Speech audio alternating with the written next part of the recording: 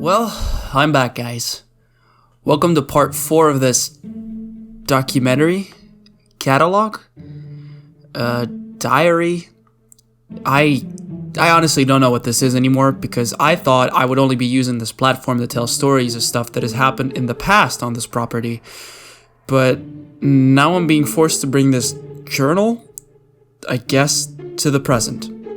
You see, those people from that organization did come to see about the keyleth, and now there's a guy named Mark living in my house and sleeping on my couch. Well, not really sleeping, more of unconscious, but we will get to that part later. After a few days of this organization that wouldn't tell me their name not showing up, I figured it was just a troll who managed to figure out my email account and hack into my personal info. But alas, on the third day, he rose. Nah, not really. But 4 guys did end up knocking on my front door. They were all dressed pretty normally, except for the matching gray combat boots that told me that these were men of action. Which also means that they're gonna try their hardest to push me around and play badass.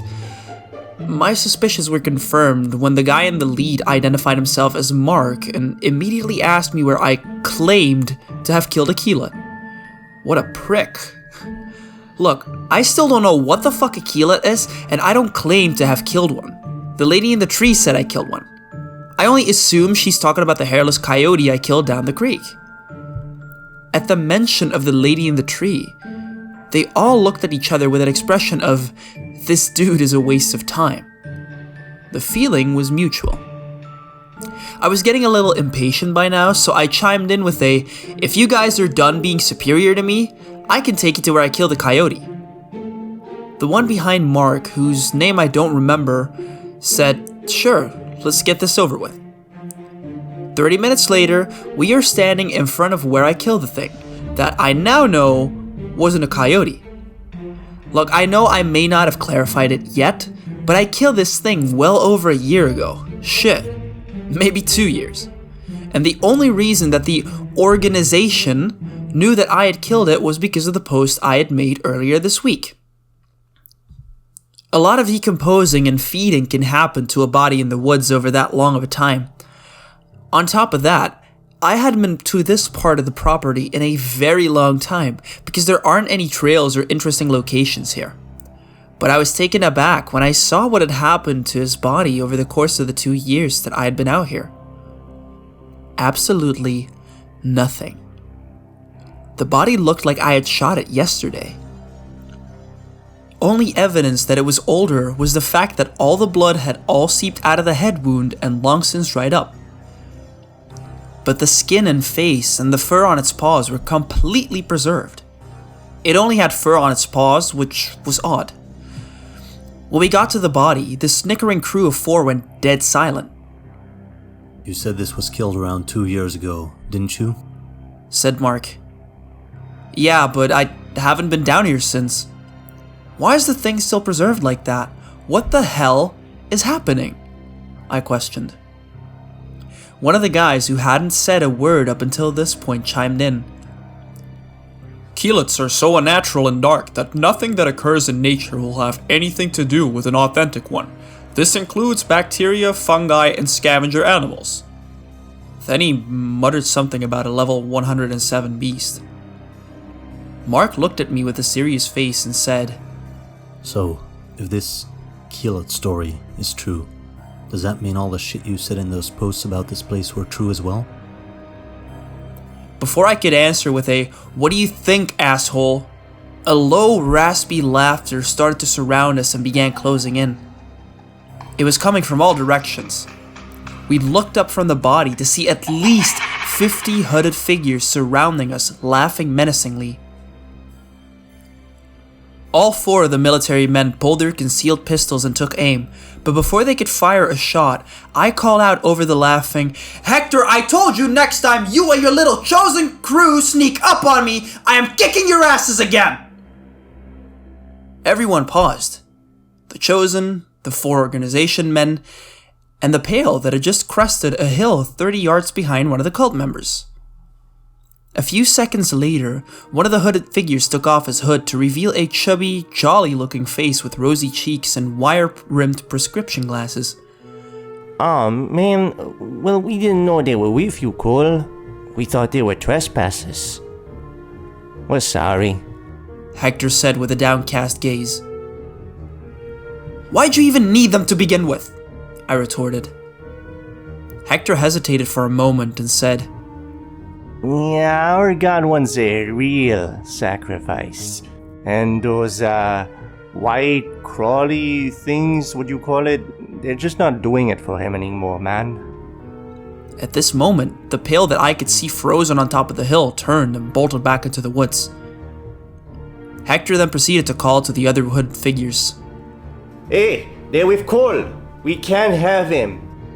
There was a collective sigh as all the chosen looked at the ground and walked away into the woods. I didn't notice until they were all gone that the 4 organization men hadn't lowered their weapons the entire time. You pussies ready to head back to the house? It gets dark in 45 minutes, and if those guys got you on edge, then you won't last long at night. Mark shot me a look that explained in detail how much he hated me, without the need for words, while his 3 partners put on thick rubber gloves and put the keylette into a sort of body bag. As we were walking back towards my house with the 3 stooges carrying the corpse of the dog demon, Mark starts questioning me. What was that group back there? Some kind of cult, I guess. They told me they worship Cunt Hulu or something. He seems kind of taken aback for a second and then asked, Why did they seem wary of you, but not flinch when we had guns trained on them? Simple. They don't fear death. But they do crack when exposed to severe pain for long enough. Again, Mark seemed surprised by my answer. He started to strike me as simple-minded. So, how did you inflict this pain on them? I don't want to answer any more of these questions. I really didn't. This was the kind of shit that I don't like to dwell on. That was a different life, and I don't like it when it seeps back into the present. Sure, it's nice to have the local murder cult leave you alone, but I used methods that I regret to get to that luxury. The last thing Mark said to me on our hike back to the house was, Look, dude, my mind is telling me that you're batshit crazy, but my instincts are telling me that you're a threat. Which one are you? I looked him dead in the eyes and mumbled, That's up to you. Let me tell you, the look on his face, priceless. I love mind games. A few minutes later, we reach the house, and all 4 of the goons walk up to the black van that they had arrived in. They start loading up the body, and as I reach my doorknob to go inside, I hear Mark start raising his voice while talking to his phone. What? This guy isn't even right in the head. I know there's research to be done here, but why with... Look, let me get a team down. Okay, yes. He does have experience, but... Wait, what did you just say? He then stares at me with a mixture of confusion and disbelief. They told him where I came from. I could tell by the way he looked at me. He hung up the phone without any more arguing and began to walk over to me. As he reaches me, he says, My higher-ups have told me that I need to stay with you for a while and keep an eye on the activity around here. I responded with, "Oh, you can't be serious." I wish I wasn't. He said back, then added, They also wanted me to remind you that you didn't pay for this house or this property. With that, I opened the door with my best butler impression and gestured for him to enter my home. As he walked through the door and dropped what I assumed to be his emergency bug-out bag on the floor, he froze. Can I just say one thing real quick? Fuck Skinny. I didn't hear how heavily he was breathing at first because of the van that was making noises as it was driving away. But as those sounds faded, I realized that Mark was breathing like he had just sprinted a marathon. His eyes were trained on the window, with his body completely rigid, with his hand on his hip ready to draw his gun. I followed his gaze to the window where I had confronted Skinny many times before. And sure enough, there he was. Only this time, he wasn't someone I recognized.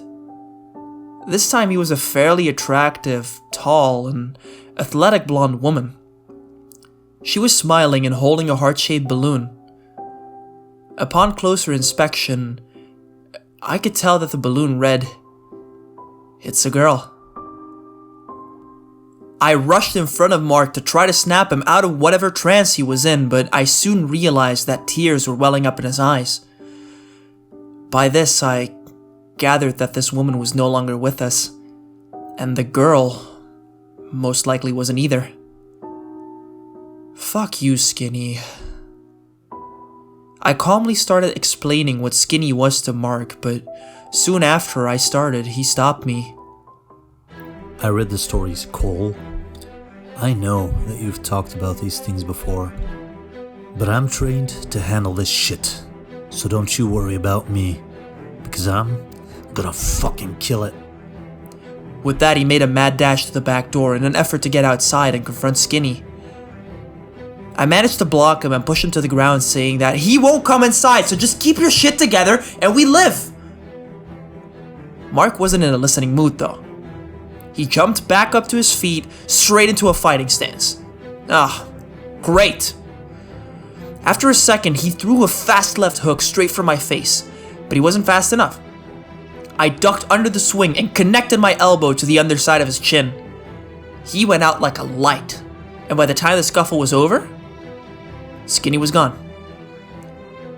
I put Mark on the couch, and now I'm typing this, thinking about going through his computer before he wakes up. Anyway, that's it for today. Please, if anyone knows what a keelet is, let me know. What did I kill?